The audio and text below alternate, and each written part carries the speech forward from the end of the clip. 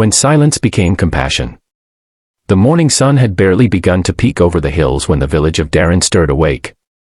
The mist lingered over the rice fields, and the faint sound of roosters echoed between wooden houses. Among them lived Aiko, a young woman known not for her words, but for her silence. She had lost her voice years ago to a fever that nearly claimed her life. Since then, she had communicated through gestures, expressions, and a notebook she carried everywhere. The villagers had grown used to her quiet presence. Some pitied her, others admired her serenity.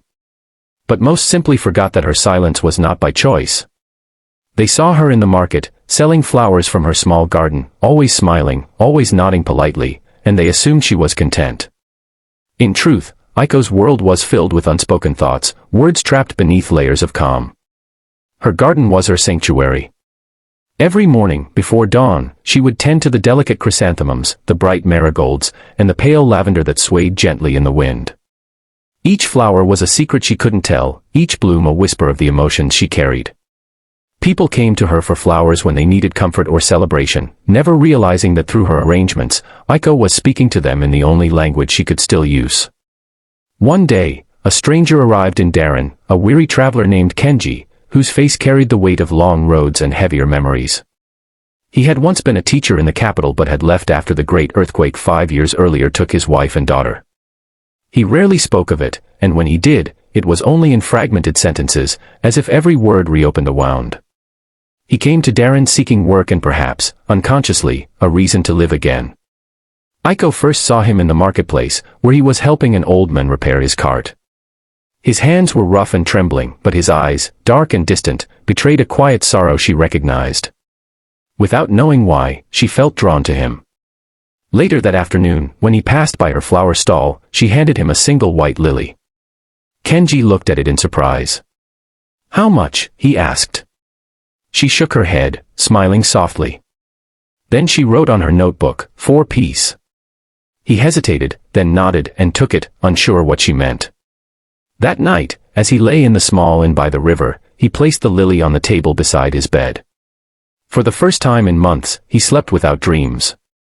Days passed, and Kenji began to help in the village, fixing roofs, mending tools, teaching the children letters under the banyan tree. His hands found purpose, but his heart remained heavy.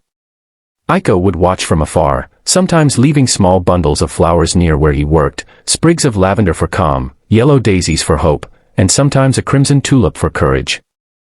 Kenji knew she couldn't speak, but somehow, he felt her silence speaking to him. In a world that had drowned him in grief, her quiet kindness was like a ripple on still water. He began to leave small notes for her in return, simple words, often clumsy but sincere. "Thank you for the flowers. The children smiled today. I think I'm learning to breathe again." Aiko read each note carefully, her heart swelling with a gentle warmth she hadn't felt in years. She replied once, writing, "You are teaching them, but you are healing too." The bond between them deepened in the softest of ways. They never needed long conversations or declarations. Their exchanges were made of gestures, hands brushing over petals, shared glances at sunset, and silent walks along the riverside path lined with willows. But not everyone in Darren understood. Whispers began to spread. Some said Kenji was cursed, bringing sorrow wherever he went. Others pitied Aiko, believing her silence made her naive. One evening, as she closed her stall, she overheard 2 women speaking nearby. "She gives him flowers as if that will mend his broken life," one said. "She doesn't even know what it means to love. She doesn't know how to speak," the other replied with a snicker. "Perhaps she doesn't know how to feel either."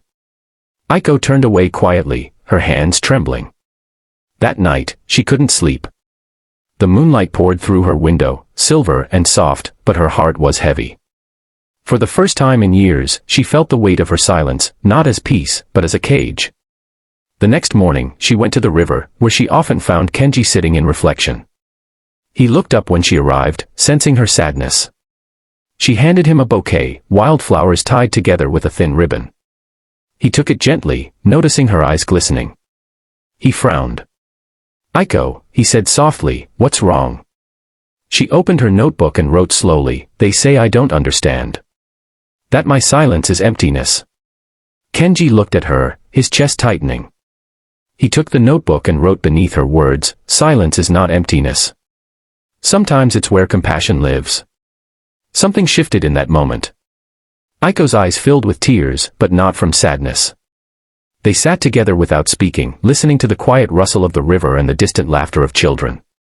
For once, the silence between them was not heavy, it was alive, like air shared between two souls who had found understanding beyond words.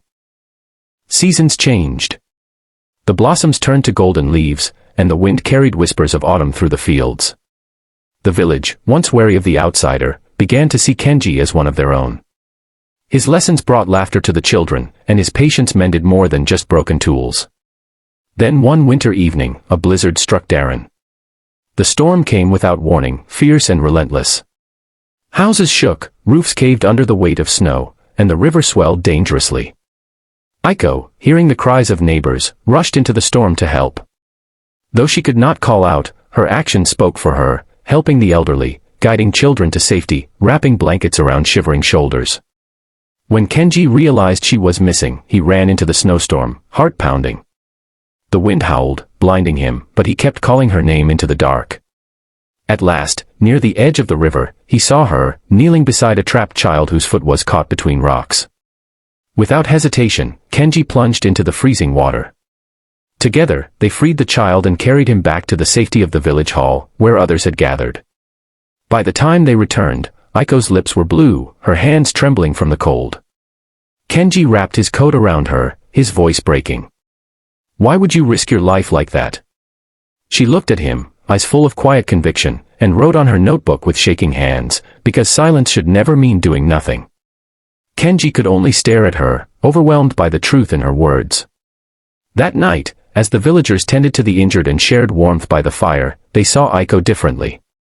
Her silence was no longer something to pity, it was something to respect. Her actions had spoken louder than any voice could. In the days that followed, as the village rebuilt from the storm's damage, a deeper sense of community blossomed.